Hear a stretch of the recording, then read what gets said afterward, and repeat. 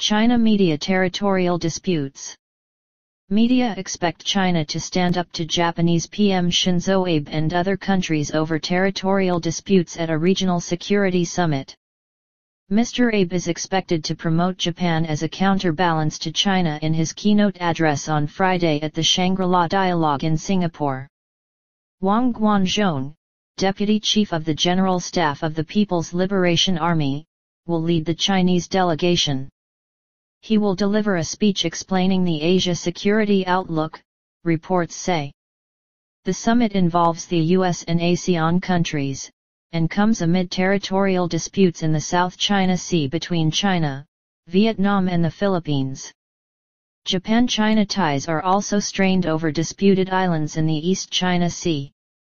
The Global Times Chinese edition observes that China has turned from an observer to an active participant and will make use of such a regional platform to ask the hard questions and to defend itself.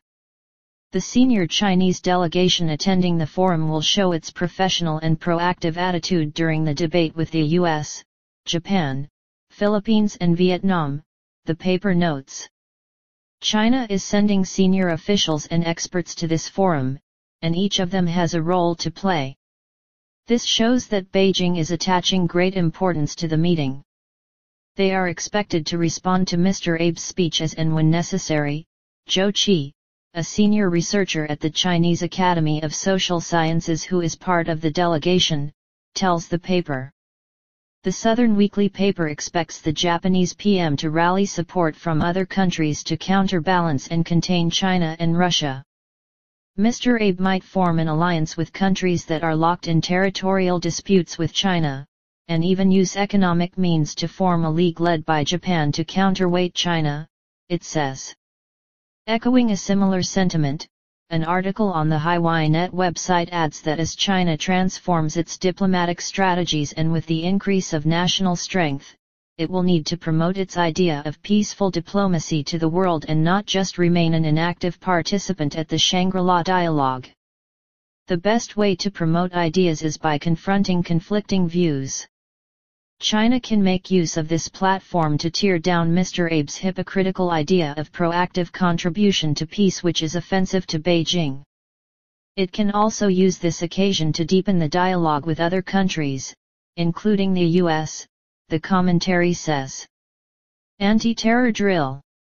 Meanwhile, media give prominent coverage to an anti-terrorism exercise in Beijing as President Xi Jinping pledged better governance in the northwestern Xinjiang province.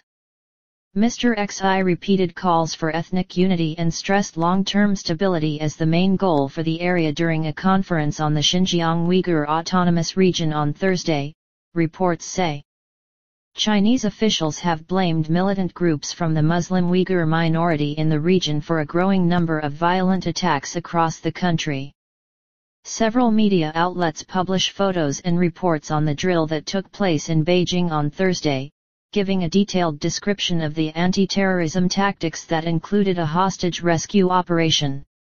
The Beijing News says that up to 3,000 police officers took part in the 40-minute exercise, the biggest anti-terrorism drill held in the capital. Allaying fears that Beijing has become unsafe, Mei Jianming, director of the Anti-Terrorism Research Center at the Chinese People's Public Security University, tells the paper that the purpose of such drills is to strengthen cooperation between different units. Beijing has been conducting such drills more frequently, which shows the determination of the government to fight terrorism. It does not mean the capital is unsafe, it rather shows that the authorities are very serious when it comes to security issues, he adds. And finally, Chinese Premier Li Keqiang urged Malaysia to formulate a new working plan in the search for flight MH370 during a closed-door meeting on Thursday with Malaysian Prime Minister Najib Razak, reports say. Mr. Najib arrived in China on Tuesday, but media coverage of his week-long state visit has been limited. This year marks 40 years of diplomatic relations between China and Malaysia, but ties have been overshadowed by the missing Malaysia Airlines plane. Most of the passengers on board the MH370 flight were Chinese, and their relatives have accused the Malaysian authorities of mishandling the search for the plane, which disappeared in March. The People's Daily published an article by Mr. Najib in which he reiterates his firm belief that the friendship between China and Malaysia will never change. Luo Yongkan, a researcher of Southeast Asian Studies at the China Institute of Contemporary International Relations, says Najib's visit illustrates the strategic position of China-Malaysia relations, which would not be affected by the missing plane incident or by provocation from others.